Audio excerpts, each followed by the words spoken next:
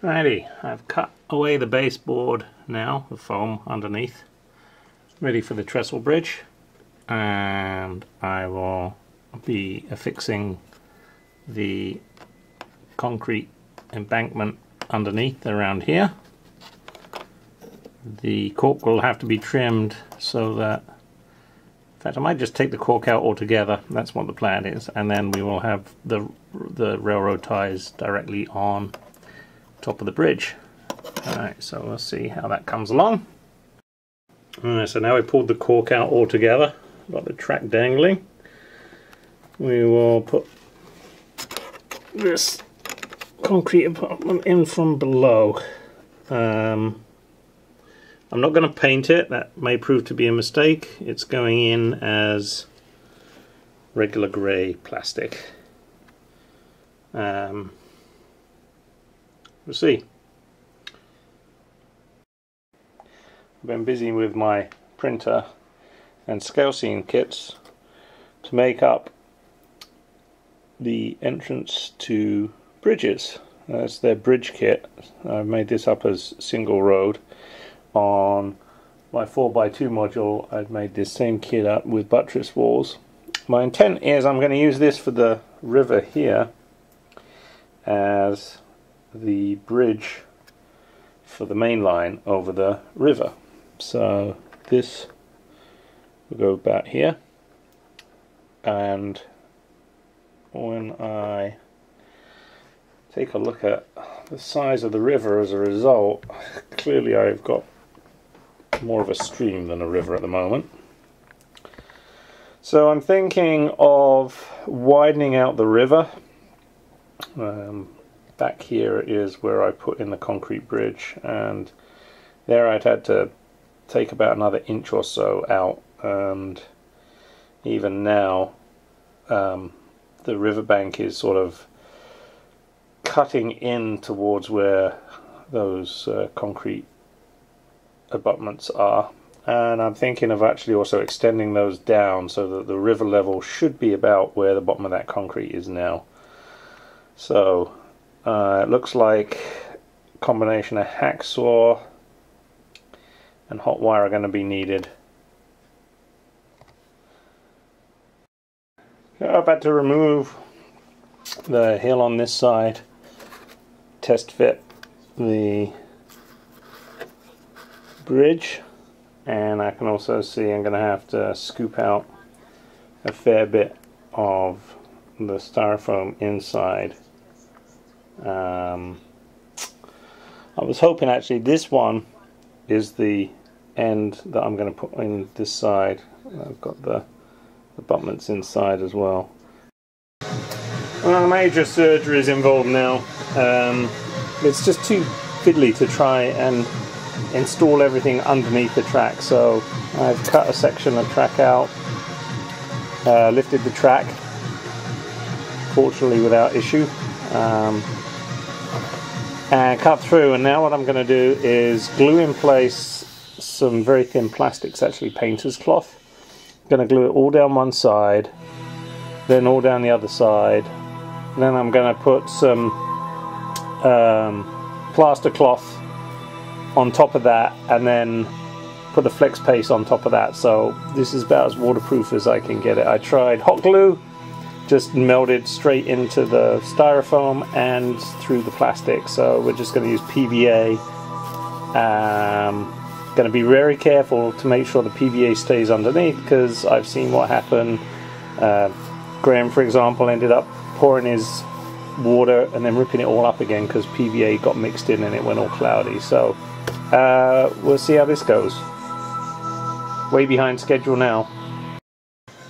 The plastic is now glued in place. Glue's not set yet, but you can see how it's taking shape. Now I'm going to break out the plaster cloth and cut sections and put strips of plaster cloth over there, top of this. So the riverbed's now in. I'm going to let that dry and put on the flex paste. Guess I'll get that bit that's sticking up there with a bit of water as well. and then we'll flex paste it, paint it, and let it dry and be ready for the liquid realistic water.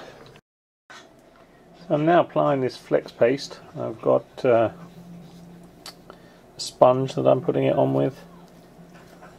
Just going down, I'll do the whole of the riverbed, make sure that there's no holes.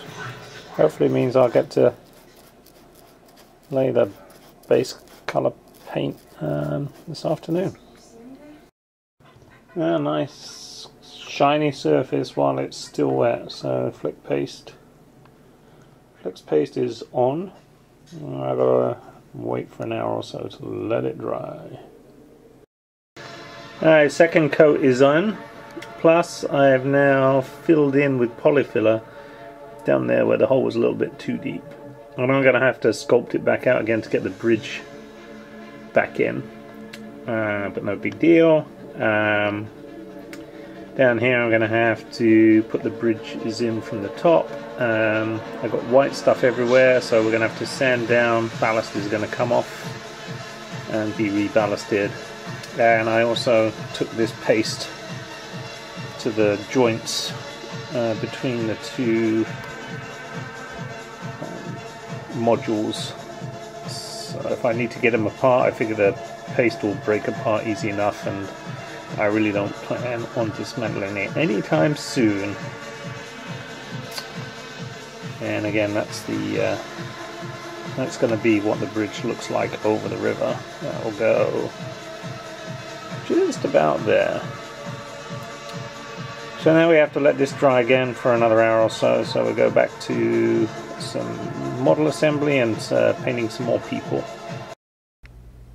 So a short time later, well, a couple of days later, I have used my Wooland Scenics Earth Undercoat to go over all of the flex paste, and this is base coat, so I'm going to have to put another coat on top of this, I think. I think this is going to be a little bit too light here for just pouring the realistic water on top. I have repositioned the concrete bridge, and that's now right where it needs to be. It's leveled, so I can put the track back above it. I just have a little bit of touch up to do on the other side, which you can't see from here, where there's actually still some white plaster showing under the bridge, and I can't get to it with the paintbrush from this side, so I'll go the other side and do that. And as for the little people, this is the collection of figures that I will put on the layout once all that work is sorted out. There's a mixture here. Some of these Prezio figures, some of them are the model power ones that I've painted myself. I've put them all on clear acetate sheet. So let's see, here's an example. This one, let's see if we can focus. Probably supposed to put it on macro or something. It's a bit too complicated for me. So the woman in red there with the green, that's model power, painted by yours truly. The one to the left of her is store-bought one. Don't remember which of the store-bought companies that was from. There you see, anything that has detail like ties painted on, store-bought. Anything that is pretty much single color is most likely something that I painted. Oh, now there's the same model, woman with a yellow dress and a red cape and a red handbag, whereas this one I had made red dress, green cape and shoes.